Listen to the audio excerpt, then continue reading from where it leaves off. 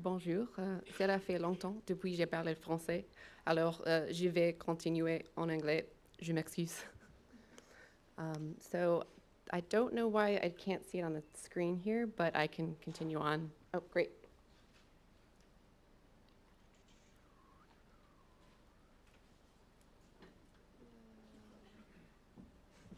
Thank you.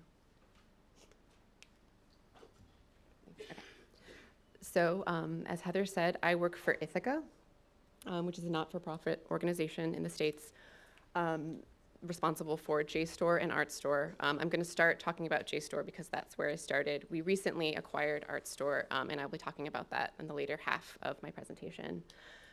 So if you're not familiar with JSTOR, it's an online academic database. We make academic journals, books, plant specimen, and other primary sources available online to secondary schools, universities, and individuals. Generally speaking, our users are undergraduate or graduate students, PhD candidates, faculty, independent researchers, and librarians. Ithaca is the parent company. So when I started at JSTOR nearly 4 years ago, I had a burgeoning interest in accessibility and was trained to help a colleague do our yearly accessibility audit via the Voluntary Product Assessment Template, which is the business end of a 1973 piece of American legislation requiring government vendors to meet a certain level of accessibility. The VPAT was written in 1999 when there was no mobile, and it seemed to me as I was conducting it a box-checking exercise next to the WCAG 2.0, which is the Web Content Accessibility Guidelines written by the W3C, which was rapidly becoming the gold standard. And although we passed our VPAT with allegedly flying colors, I had been working with a blind Scottish researcher named Mikey, whose period of interest was the 1930s and 1940s Germany. And the journals during that period on JSTOR had some PDF problems. And to explain very briefly, the best and easiest way for someone who is blind to read articles on the JSTOR platform is to download our PDFs. And the PDFs for these specific journals were, for lack of a better word, crappy. It was hard for him to read, and therefore I was reprocessing hundreds of PDFs on a monthly basis to get them up to scruff for his reading software. And so seeing him and his experience, and then seeing that we were passing the VPAT, I just really felt like we could do so much better. So I banded together with a group of like-minded individuals and figured out how to convince our organization to commit to accessibility. And this was a two-pronged effort, a financial effort and a legal push. So around 2015, institutions were starting to approach us, asking us to become more accessible. And one of the most prominent institutions to approach us was Michigan State University. And this university is based in Michigan, obviously, which is where JSTOR's operations are generally based. And so it was very easy for me to go visit them, which I did with a UX colleague of mine. And we had a nice conversation, and I convinced them to say they were going to leave JSTOR if we didn't make it more accessible. And so they did, and other institutions kind of followed suit. And given that these institutions pay us a fee for subscriptions to our content, if they leave en masse, then we're not doing great. So that was one pressure that we used. And then there was also the legal pressure. The reason these institutions were approaching us in the first place was a few federal rulings that had come down for MIT and Harvard. They were sued and ultimately required to reach WCAG 2.0 standards on the basis of inaccessible online material.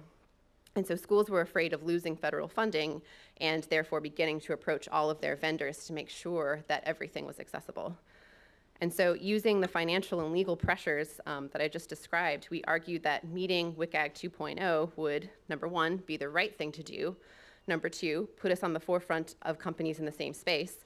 Number three, keep our institutions happy. And four, keep us from getting sued.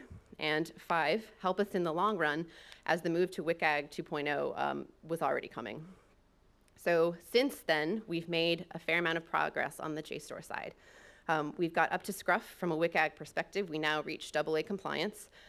We also developed a process for fixing our faulty PDFs so we can do that in a uniform way. And we've also helped train our QA team to check for accessibility before releasing new code. And I think it's probably worth pointing out to say that we're in an interesting position given that we are a company, we are also a not-for-profit, and we're working with the academic world. So this confluence of things sort of allowed us to move forward in this way. So recently we have acquired Artstor, which I touched on earlier, and it's a visual tool that allows viewers to view high quality images of and metadata for a growing collection of art. Images include photography, painting, sculpture, manuscripts, decorative arts, and come from a variety of museum and other institutional contributors. And there are over 2 million of them. So we face two major challenges. The first is that the data that describes and categorizes these images is not uniform in quality, and some images have special contractual rights attached to them to prevent any alteration.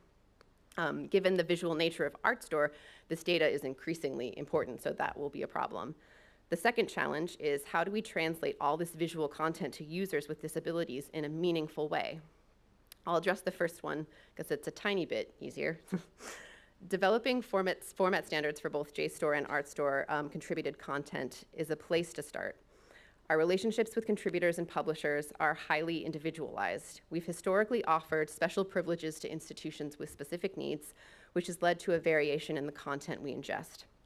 What we need to do is to ensure that all publishers and contributors are providing the same baseline level of data. We haven't figured out how to do that yet, but it's in the works. The second more major challenge is how do we translate all this visual content to users? And there are many different ways to think about it, and I kind of wanted to start with how we might describe it just on a practical level. I think that film descriptions for the blind, where the scene is set with as little bias as possible to allow the listener to draw their own conclusions, might be a good place to start. So the practical example of this, the very opening scenes of Breakfast at Tiffany's, a good description, or a slightly better, might be a woman with dark hair and eyes stands next to a jewelry store. She eats a pastry and drinks coffee, as opposed to a beautiful woman with black hair and sad eyes looks apprehensively at jewelry as she eats her breakfast of coffee and Danish. Just the idea being that there's a little bit more left to the user to make their own interpretation of the source. And then on a less practical level, how to actually get any descriptions onto our website. The Museum of Contemporary Art Chicago has designed an online tool called Coyote, which my colleague will talk about a little bit later, that allows their staff to contribute descriptions as time allows after training. The idea being, again, that these descriptions should allow for the user's interpretation. We tried a little bit on the Artstor side as well, like how to contribute data, not necessarily descriptions. In this case, it was metadata. But in 2013, Artstor received a large portion of work from the New York photographer D. James D. The archive, slides, transparencies, negatives, and digital photographs contained approximately 250,000 works of uncatalogued art that were destined for the trash. Drawing on comparable projects with the British Library and the Boston Public Library, Artstor Labs developed a program called Arcades that crowdsourced metadata by presenting participants across the US with images in a game environment.